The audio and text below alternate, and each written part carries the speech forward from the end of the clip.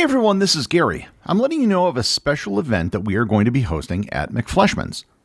I'm celebrating the 5-year anniversary of my other podcast, Everything Everywhere Daily.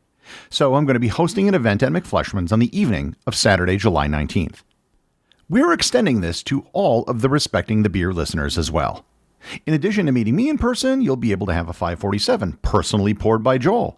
You'll be able to talk about the science of beer with Allison, and maybe even get a quick tour of the brewery and talk astronomy with Bobby. But mostly, you'll be able to meet a bunch of other very curious, interesting people who love beer. If you'd like to attend, please RSVP in the link provided in the show notes so we can get an idea of how many people will be showing up, and there should be also a link in the Facebook group. Hope to see you in person on July 19th.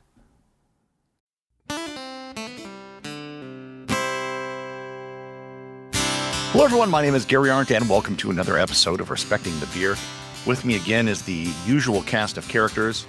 We got the historian of hops, Mr. Joel Hermansen, and the man who's about to announce that they're going to be coming out with a special version of 547, where he is going to soak in it like a tea bag for an hour in the vat to create this Joel Hermansen special edition 547, and we're looking forward to it. What that wine tastes like. Like bog myrtle, probably. Hit the ground running. Oh, thank you, Gary. Glad to be here.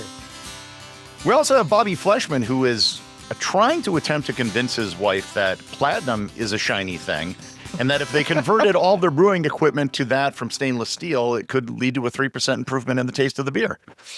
Good luck on that. Just a 3%. Right.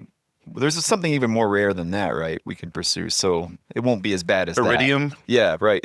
I don't know my periodic table.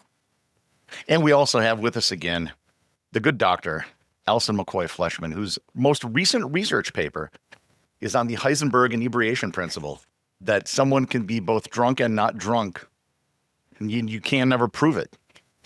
It's a superposition. That's funny. we got that going on. So when we last left, we were about to get into the plague. Yeah. Well, okay. I was just going to say we were focusing on women And the plague. And the plague. Right. How, I mean, there's really... women in brewing. Right. And the importance of them. Yes. And we're talking about the dynamics that led to, as we did in episode 1, and if you haven't joined us for episode 1 of this series, please go ahead and pause this episode and head back over to that one. But we talked about the changing dynamic of the role that women played in brewing, which was... dominant one for the yes, longest it was an time. ascending role. But now we're going to kind of change that role, and we're going to bring that role into a different direction. And one of the things that we had talked about in the last episode was Hildy using the hop as a preserving agent in beer, which changed the dynamic of the production of beer in Europe, and it started to make it more of a commercialized endeavor. And as we talked about in the last episode, when brewing went from a domestic activity to more of a commercial activity, particularly after the development of capitalism, the role changes. Yeah. And it's unmistakable. And quick reminder of Hildegard. So, Gary's taking a bite of food. So Hildegard von Bingen is a polymath, amazing woman, priestess, saint in the Catholic Church, canonized in 2012. There's an amazing episode of Everything Everywhere Daily that goes into her amazingness. But she was the first one to write down, at least, that hops could be used to preserve beer. And canonized in a world-class Pilsner here on State Street in Appleton, Wisconsin. Hildy Pils. She's a gorgeous Fleshman. Czech Pilsner. Bobby is bowing right now. You can't see it. As you should always to the Hildegard. Okay, so plague. Yes, what the hell does the plague have to do with women? Oh my gosh, what doesn't the plague have to do with it? This is with women. Huge part of the story. Did women cause the plague? No. So I'm gonna. Nope, not in the least. Thank but you. what happens is in certain parts of Europe, plague will claim upwards of 45% of the people in certain parts, for example, of southern Italy. So it causes so much depopulation and population loss and death, etc., that what happens in the period after the plague... Wait, when are we? We're in the 14th century. Okay. So what happens in the period after the plague is that wages go up. This is a supply and demand, David Ricardo, Thomas Malthus, Iron Law of Wages discussion. But wages go up. People have more expendable income to buy beer as the population of Europe has, kind of been Thanosed, if you will. And we I see... almost blew some beer out my nose. That's actually a good way to describe Is it that then. It really Wait, is. That's how describe it. words A work. very my slow God. Thanos, but It's a slow, painful Right. Thanos, but yeah, that's Was that better than my air yeast? yes, Well, very it's- much so. Clink to that. No, oh my I should god. also say that one of the reasons why wages went up is because this was kind of the beginning of the end of feudalism. Because there were so few people, Right. people had the ability to just leave the properties they were working at. There was competition. They weren't stuck. And at least in Western Europe, this was kind of the beginning of the end of it, which is one of the reasons why wages went up and Oh wow. fields ended up going back to nature in a lot of places because there was nobody to Kind of till them. like post-COVID, we had the Great Resignation where everyone just Yeah. changed jobs because they could. Right. Interesting. Well, and and the other thing that was produced by this is because of the plague, because of the wage increase, you had increased consumption, but you also had a demand for a better product. People aren't just accepting the small table beer that was being manufactured, in the homes, and people would gradually try to sell a little bit of their surplus table beer to a neighbor. No, all of a sudden, beer is becoming, and the Reinheitsgebot boat is going to change this as well, but beer starts to become a commercialized endeavor. It starts to become standardized. People want the same color when they, come and order a pint. They want it to look like the one that they had last time. They want it to taste like that. And in order to do these things, and this is where the role of women change, in order to do these things, it requires capitalization. And as part of that process of capitalization, and again, I hate to be the one, to say this because I'm not at all chauvinistic, but at this point in the human experience in the 14th, 15th century, if you're starting a capital endeavor, the men were the ones who were likely to secure the capital to do that. But the Yeah. labor, I would imagine, was still being supplied by Still by the women? for most of this time. Until the establishment of guilds. Yeah. And then you're in the 1500s. So I wonder, and surely you've done, I just looked to Gary because he's done every kind of possible podcast ever on the history of all things. Like the change of the washing machine. So you bring the washing machine in and it does the laundry for you so that women don't have to do the laundry anymore. That frees up a little bit of time. I could talk about this for a long time. I imagine. Is it the same kind of way in which if you commercialize the brewing process, now women don't have, so is it liberating that women don't have to do the beer? Because the amount of beer that we were talking about in the last episode that you have to brew, which, Joel, the numbers you share are just phenomenal, about like 12 gallons brewing daily. Like that's a lot of time. And then the care that goes into the fermentation. And then there's not just you bake or you boil the beer and then it's done. There's a lot of tending that you have to do afterwards. And if you have beer to have beer ready daily means you have to have beer in a week's time at 7 days worth of different stages. And so the amount of work and care that takes is this liberating. Well, and for storage and women? Yeah, and just the space and the people time. were selling their products at local markets and I mean, so it things doesn't like sound that. like to me, commercialization actually sounds like a win. And the motivation for brewing, I mentioned earlier, is different in every era. This was also an era where it was supplying sustenance. So this was a food source. This is like cooking, is what I'm imagining on the home level.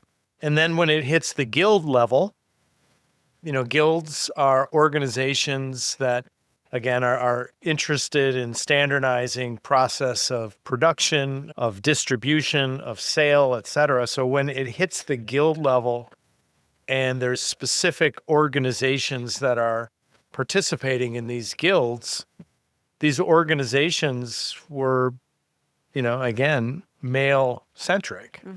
at Money this has a lot to point. say about this evolution. It does. Yeah. It does. And, Well, and let's not forget who's tending to the children. I mean, just the time-wise, like the societal structures. Like, women probably couldn't go to these places to meet and gather. Right. And, a great example of the principle that you're talking about is Martin Luther's wife, Katharina, because that is at the exact same time that this process of guilds and whatnot are happening. And Martin Luther, said many, many times in various writings that, and this is why he was so open to women leadership in the church, and he would have felt the same way about brewing. He felt his wife, Katharina, was the most capable person he knew. She brewed the best beers. He loved the beers the Berliner Weiss in particular that she made. I mean, she was doing a number of different styles.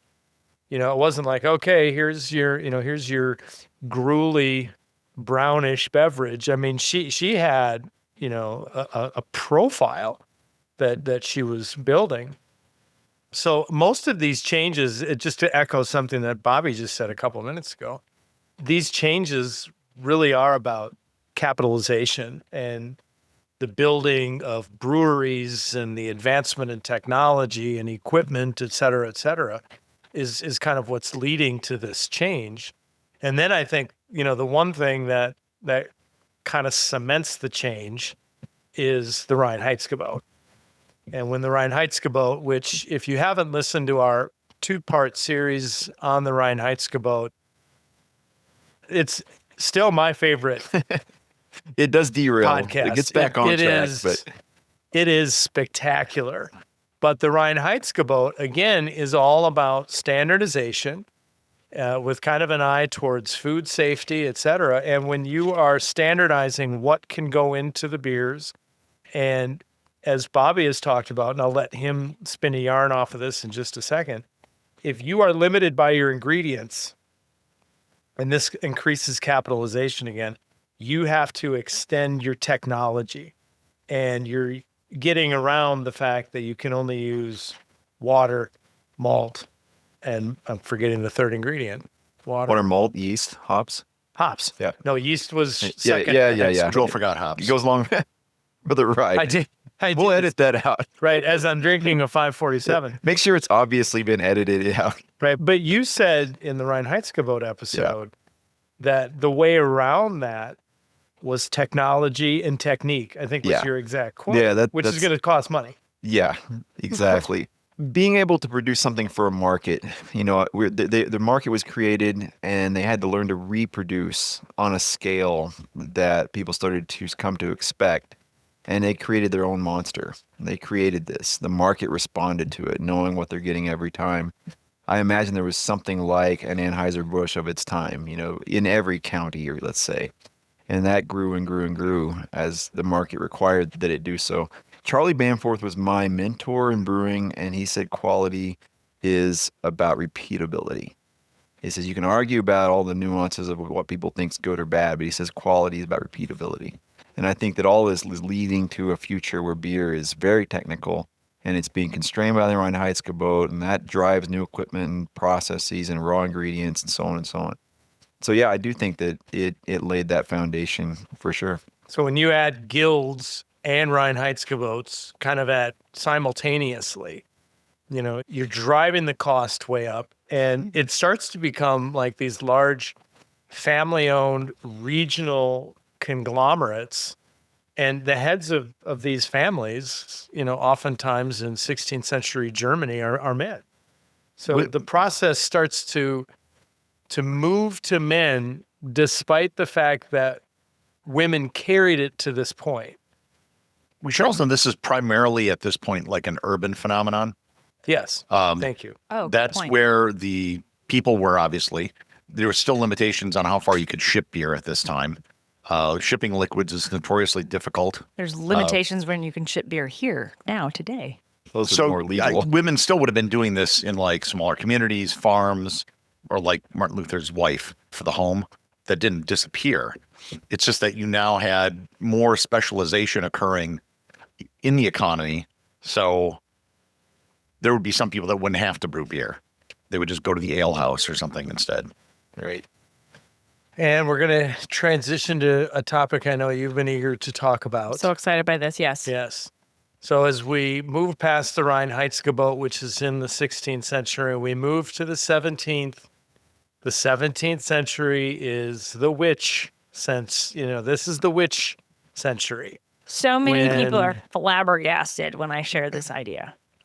When I was reading, and I think I knew parts of this, but when I was reading in particular about the icons of witchcraft and how they're directly related Tell to the story first. Just go. brewing, I was just Share the story. okay. So first of all, You when don't you know think how- of a witch, okay, we think of like a pointy hat, right? Pointy hat, black So hat. those were worn by Brewsters. You had a at- broom, you had a cauldron, you had all the cauldron, things. yeah. Well, let's do Yeah. hats first. Yeah, hats first. So the Brewster, they would wear these hats. Hang on. So these are women. These are who- women. I'm sorry. Yeah. So these are women. Oh, I mean, no. Brewster is. Oh no, this is a good term. Yeah, Brewster's a woman, a female brewer. Right. So these are women who, from my understanding, they were either they lost their husband or they're making money Yes. in the village Selling beer. selling beer because they can make beer. That's what they do, and they sell it. So this domestic or this commercialization. Yes. This was their livelihood. They made beer and they sold it. And they're wearing the large pointy hat. You need to marketing. We have learned that Bobby and I suck at marketing, and it's all about marketing your product. We haven't and pick done a good anything one. with that knowledge, but we've learned it. I know. We were constantly reminded by Gary. But I don't mean to throw any shade at you, but if I'm out here at a packed Lagerfest, which by the way, you can get an early bird discount if you buy your tickets right now. First for weekend in October. October. Oh, see, and he hasn't. He has learned it where we haven't. So if you're out in the middle of Lagerfest, okay, and I'm a huge fan of yours, as you know, Go team. but I'm not going to see you in a crowd unless you're wearing like a large hat. I am very short. I am a short woman. So I need a purpose- pointy hat. Right. And I'm doing the pointy hat with my hands. I don't know why I'm doing that, but the pointy hat was so that they could be seen in a crowd. Yep. See a crowd. Allison must wear this at Lagerfest. I am gonna wear Oh, a. yeah. You know what? With your I will come dirndl, on a pointy hat. Full on dirndl get up. It might look like a witch. It's gonna be great. Okay. Anyway, so I'm standing on the corner. I've got in the village, and I'm like trying to sell my beer. I've got this pointy hat on, but I've also got this cauldron of beer that I am brewing. Because if you are selling beer, you constantly have to make beer because you can't make it on that large of a scale. Right. So the cauldron that witches often hover over, Their brew. brew. If you picture that, that's about 11 gallons. We're Right. talking about the Yep. size of this thing. They Yeah. also, which is how do you fall in that and get hurt? But again, I still think these rocks. exploding rocks might have something to But do with then it. That was a mind-blowing moment, by the way. I loved it when you told that story. I am stealing your story, aren't I? Because then you need a cat to eat the mice. Yes. I love it so much. But you're missing the big one. Oh, the fact that you need to just like sweep up the grain so you have a broom, No, that's well, yes. right? But what did they do with the broom? They put the broom on their front door as a sign that they had beer. Yeah. Yeah. There you go. This is my our God. Halloween episode. Let's just keep going It here. is our Halloween episode. Pumpkin ale's next. But Oh my God, Jade, you're next. I'm now looking at my kid. She's always in the background of these. She's such a great little kid. Anyway, your next Halloween costume, you're going to be a Brewster, a real Brewster. She gave me a thumbs up. she's confirmed. So all of the symbols, these icons that we associate with witchcraft, all have a clear connection to brewing, To women in brewing. to women in brewing. Right. I mean, the connection is unmistakable. So this is at the Got lost to history. Why is the witch narrative the dominant narrative that comes out? well, I think Salem is what did that. And Salem actually, when you dig deep down into it, I mean, there is the rye rot theory that you were talking about earlier. So they drank snail ale. That's what happened. Well, I'll tell you what, if that makes me a witch, pour me a pint. 'Cause Right, It's not, right. Snail ale is world class. Yeah, we just need And to tweak if the market. Christoph is listening, he's probably driving over right now. But what was happening at Salem actually wasn't witchcraft, because they were actually, if you look at the map of the accusers and the accusers all lived in Salem town, and Salem village was the rural element, which is where the accused were living. And it was almost always, whether it's Giles and Martha Corey, it was almost always related to land disputes. Oh my gosh. And they used, the convenient stereotype, as you were going to, of the single, divorced, widowed, whatever. I wouldn't have been divorced in Puritan New England, but the widowed person as the easy mark. To go after the land. Oh, them ass hats. Oh, You know, my and goodness. I that probably shouldn't say movement that, totally should I? derailed when they accused someone like Rebecca Nurse, whose reputation in the town was, I mean, it was pristine, and everyone's like, Rebecca Nurse? Like, really? Did you do it on Everything Everywhere in Salem? Yeah, I got to check that one out. I bet that's a good one. it is. They all are. They all course are, they yeah. Yeah. You should do one on his own humility. That would be a good episode. Oh, we should do one. That'd be fun. Oh, I am the most humble. No one's more humble. most humility ever. So yeah, I think that, I don't know, I want to raise a glass to all the women brewsters out there who wore those pointy hats and had the you know, help kind of extend this. There's a picture in here of that. We should say this room that we're in, what's on the walls of this very room. Ah, our I did a Prohibition class room. on this. You did. Okay, so we are sitting in what we named the Prohibition room. This is the upstairs that you can get to via a staircase from our tap room because the one Gary Arndt was like, hey, you should build a staircase to get up to the stairs. And within a month, we had it built. Schrodinger's cask. Yep. Anyway, so my father-in-law, who's part owner of the company, he was like, hey, it'd be really cool to have some of those, pretty pictures like those old women advertisements from like 30s of women in beer. And there's a Bière de la Muse, and I can't remember the artist. And there's a couple others that are kind of Art Nouveau. And there are these paintings of these women. And he's like, oh, those are really pretty. We should do that. And I was like, yeah, women in beer. That's cool. And women in beer, you think the Budweiser, a large breast, short skirt, kind of really, I don't even know what to call it. It's just crap. Dumbing down of the lager era. Well, I was going to, not dumbing down of the lager. I was going to say the inappropriate, showcasing of women in the wrong way. So I found pictures from the Associated Press of all the women behind Repeal. So you have Prohibition, but then there was this huge Repeal movement to end Prohibition. And the women behind all the efforts of the legal efforts to end Prohibition, which was essentially Repeal, which we celebrate. Repeal Day is December 5th. 8th? 8th? Let's see. 5th? Oh, wait. Oh, it just says ratified. Early December. Yeah. December 5th, 1933. But if you come up to the upstairs, you'll see probably, 40 or so pictures, maybe 50. And I think where you were going with this is the sheer volume of women that behind the changed work. the narrative. Yeah.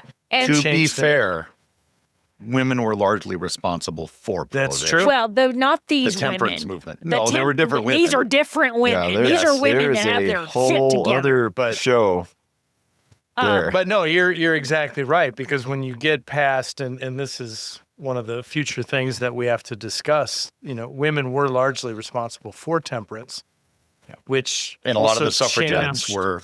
But changed the nature of temperance women in movement. brewing. the fun part, as our producer David Castle's walking around right now, with the Associated Press, these pictures are 100 years old, and I've got little snippets, and so I printed out little snippets, and so you get to learn about the pictures that have these little captions on them about who these women were, what they were doing, why they were doing what they were doing, and all the work that went into ending the worst moment. Well, we might be in the worst moment in history of the American. What center happened, now, I think, but- is you had this 19th century women's movement. Like I said, the temperance movement and the suffrage movement were very closely tied, as was the abolitionist movement. They were all kind of the same. Yep. Yep. But in the 1920s, you saw a change of women in society. You saw the flappers, which was a very different kind of thing.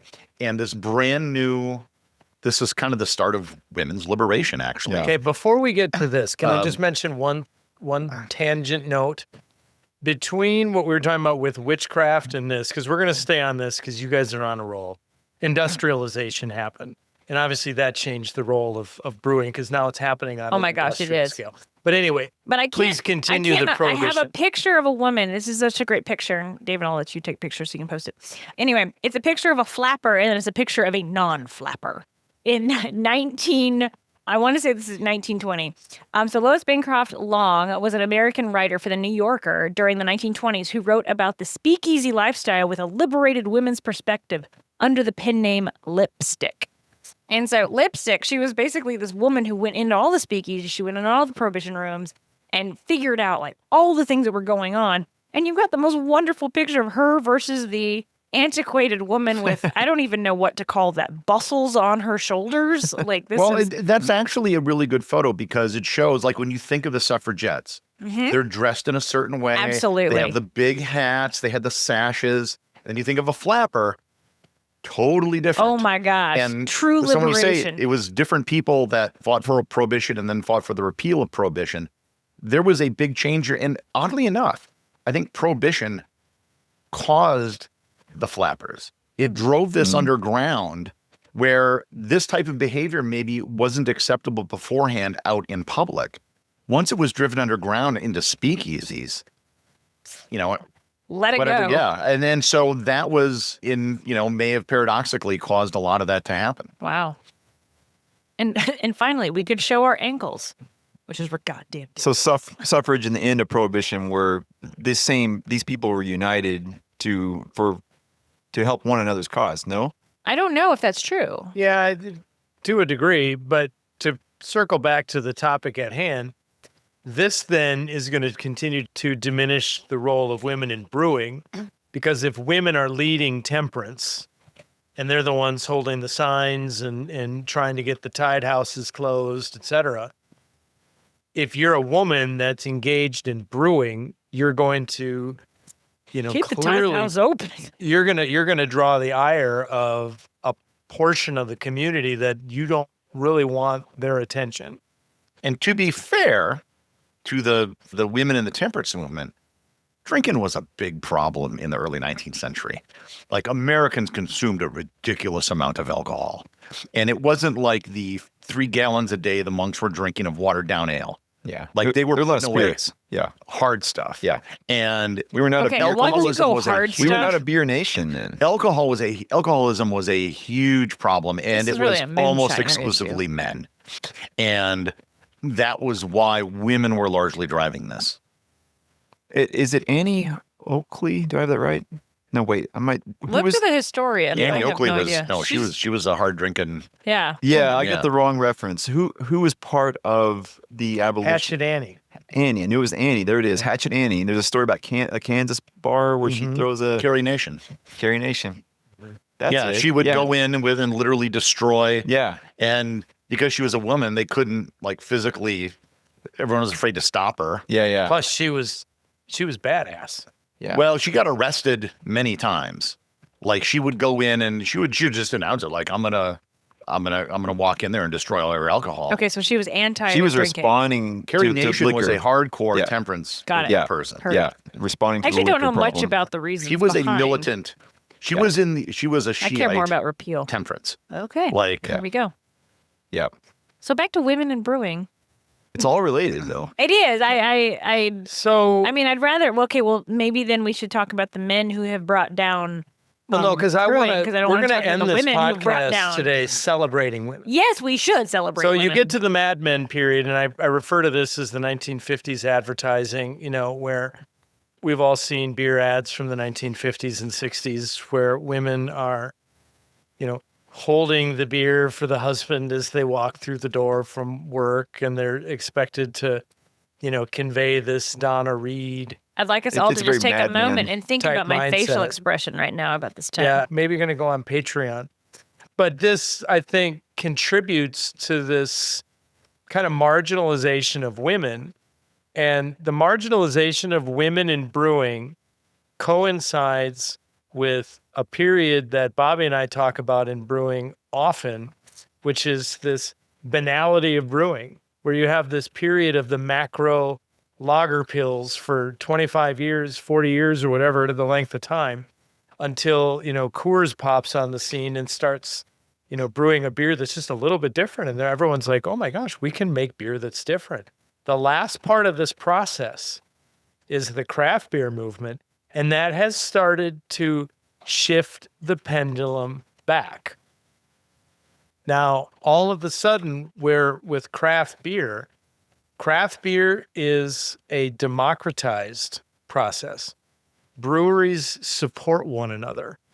Breweries help each other out. Breweries do not marginalize others. we have a relationship with a brewery that I'm looking at their back door right now. Appleton Beer Factory. That it's a fabulous collaboration, and that's more of the norm in brewing. After In craft brewing. in the craft beer age, the goal is not to produce hundreds of barrels of lager pills every year. That's repetitive. The goal is to do things unique and to emphasize quality, et cetera. And so it has opened the door for women to kind of reassert themselves. Yeah. Well, And it's happening. And, and it's maybe not happening as fast as it should, but it's happening. And I want to highlight some women after you. I was just gonna say, shout out to the Pink Boot Society. Yes. I have that on my Yes. list. If Yeah, we don't there talk it about goes. Pink Boot, go for it. I'd like to hear it from the dudes. No, just that it exists. It exists, yes. And we should maybe comment on, we don't have to be so binary about this conversation. Well, and the founder of the Pink So- Boot Society, Terry Farendorf, she's the kind of the definitive, she's the woman who brought women back into the craft beer movement. Yeah. Pink Boot Society. I love it. Women brewers. And there are some major women brewers. I mean, you have, for example, Kim Jordan, who's a co-founder at New Belgium. Oh, yep. I mean, she's Well, and Deb Carey. Right. And I have that on my list this too. is the There's next a business. episode. So we're kind of jumping way ahead, but Kim Jordan is Today. a giant in brewing. So is Carol Stout of Stout Brewing. We have Wisconsin brewers who, obviously you mentioned Deb Carey, but Yeah. a couple of the other ones that I want to mention here really quickly. Megan Parisi is the head brewer at the Boston Brewing Company at Sam Adams. And she's been in that role for a significant amount of time. Right. That's a major, major job. That's not like you're the brewer of a super small craft brewery in Luxembourg, Wisconsin. I mean, that's a national brand. Well, I mean, and New Glarus. I mean, Deb Carey. I mean, as much as we like to think, I don't even know what the other Carey's name is. Doug. No, wait. Dan. Dan I Carey. hope he's not listening. Right? He should be, because Deb Carey for the win. I mean, One of my favorite quotes about Deb Carey, and it was in one of my articles, and I think it's attributed to Dan. He said that Deb Carey does everything except brew the beer. right. And that I have learned. She does everything. For Is anyone like that doesn't know, Allison's going to complete my sentence here. 5% of, and this is something that you learn from Michael Lewis, who's beer professor extraordinaire at UC Davis. And he was like, I'm going to teach you how to brew beer. I'm not going to teach you how to run a brewery. Yep. That, at least for New Glarus, is Deb Carey. She runs the brewery. She's a giant. Oh my Yeah. God. Mm-hmm. The woman's incredible. And then, and Dan brews the beer. Amongst others. I mean, there's other brewers as Oh, well, there's other brewers Right. too, so it's not even just him. So, yeah, Deb Carey comes to mind, but one of the really interesting ones that I'm not going to succeed. I'm feeling we're having another episode of all these women. I'm not Yes. going to succeed with her name, but Anne-Francoise Pierpay has been the lead brewer at the Orval, Orval. Orval. Trappist Brewery. That is one of the great breweries in the I would world. argue that between that and Duvel, those are the best two Belgian beers made, Right. period. And she has been the head brewer there for well beyond a decade. So when I mentioned that craft beer, the craft brewing has kind of allowed for women to reassert themselves. These are some examples. I mean, Wisconsin has several breweries owned, run, and that use, women in the brewing process. Giant Jones in Madison is one. Erica and Jessica Jones would be fun to get on this podcast. Oh, yay. Yeah, and that's If you're listening, please Yeah. join us. there's a bigger conversation. We're talking. I mentioned it a minute ago about binary, but we don't need to be so binary about the conversation, because we're in a time now where we have LGBTQ plus, but we also have a lot of minorities that are trying to break into That's true. craft beer. Yep. Right. And beer in And general. not even break into craft beer. Yeah. There are many Owners. well-established breweries Yes. that need to be celebrated. Yes, we have ownership now. We see in our own data is on the other side of the bar, people drinking are women. We see it all constantly here. Women drink craft beer. They do. Women make craft beer. According to a 2020 study, 31% of craft beer drinkers were women. That's up from a 2014 study that had that number at 24%. Yeah. And Craft brewing has led to democratization because women come in here all the time. And, women, and not just women, but people have a different palate. And when you walk into a place like this place has a democratization quality about it because there's something for everybody. Yeah. And it's a little bit hypocritical. The brand of beer has been they say, quote, I'm quoting, the everyman's drink. Well, that's hypocritical in and of itself because if it's only for men, it's not inclusive at all, is Right. it? So I think there's a rebrand here, and craft beer is trying to figure it out. I'm not sure that the big macro lager cares to figure it out, but craft beer definitely is grappling with it. All I have to say is between your mother and me, we own a good 50% of this company. So at least McFleshman's has always been 50% women. Oh yeah, I'm definitely the Dan Carey here. I am the person that wants to make this stuff, but I appreciate that. Damn straight you make the it's beer. a I make the small brains of this operation. piece of this equation. Craft is. I have a note that craft is still too male, and it's still too white male, and it's still too straight male. There's so many things about craft that needs to evolve, but it's aware of itself at least. Yeah, that's true. Well, And it's open to it's understanding. dynamic. Yeah, it's open Yeah. to understanding that they're the strength of diversity. And if you're interested in supporting women in brewing, I mentioned Giant Jones Brewing in Madison. Wisconsin Dells Brewing is women-owned, women-brewed. I believe they are lesbian owners. I think that's. I'm not sure on that. I hope I'm not Go team. missing that, but I think that's another point to bring up too. Sure. Love it. Gray's Brewing in Janesville, I believe, is run by the proprietor and the brewer, Sarah Gray. So if you're in any of these areas, check them out. Give a shout out also to Emily with Uncommon Pints. We love Emily and Rothschild. Don't ever go toe to toe with her in a Steinhold. Oh, she's gonna Ever. win. She is the there's no reigning chance. champion of our Steinhold at Lagerfest I don't care who first you are. weekend in October. She held a Stein longer than I usually sleep. Oh, It was crazy. I was She like, didn't what? even notice. She's like, No. "Oh wait, did I win? Can I put this down now? It's fine." Emily, it ended an hour ago. Actually, Pat, where's the street? Anyway, it's a fantastic craft beer. You can find us on tap there. She's so good, and she really does represent like just like the what craft beer. And really she should loves be. 547, so she and I are kindred spirits. And you can't close this podcast without mentioning that the best palates and the best olfactory systems do not belong to men. No, you And- don't. You and it don't may- taste anything. And it may, in I fact, taste hops. play That's all. into. It may play into I would say, the artistic side of what is beer. This is now. why you come at me at 6 a.m. and you're like, "Try this." Yeah, she's got 10 times the nose. I do. Yeah, it's not something to gloss over, and it informs the Women palate taste better. and the brewing techniques. No, women are better looking too. I mean, That is and true. They're usually smarter. We're smarter. We're better. We make better beer. All the things. Yeah. Keep it coming. Love it. You're usually tougher. I've heard I'm funnier too. Or not, I'm funny. We are funnier, but I'm funnier too. Just Than so who? for that. I'm Than you. a distant third, so you guys can have that. No one thinks competition. you're funny, Bobby. I'm probably a distant last. I did get a compliment the other day. Someone came into the tap room and said that they heard that I was pretty funny, and then someone at the bar said, "Yeah, but he's not as funny as Alan." And I was like, "Oh, thank you for being here. This is great. Thanks for joining us today." I think that will wrap up another episode of Respecting the Beer. The producer of Respecting the Beer is David Kelso. Without David, this show wouldn't exist. Make sure to subscribe to the show on your favorite podcast player so you'll never miss an episode and hear all of the hilarious stylings of Allison McFleshman. Go team.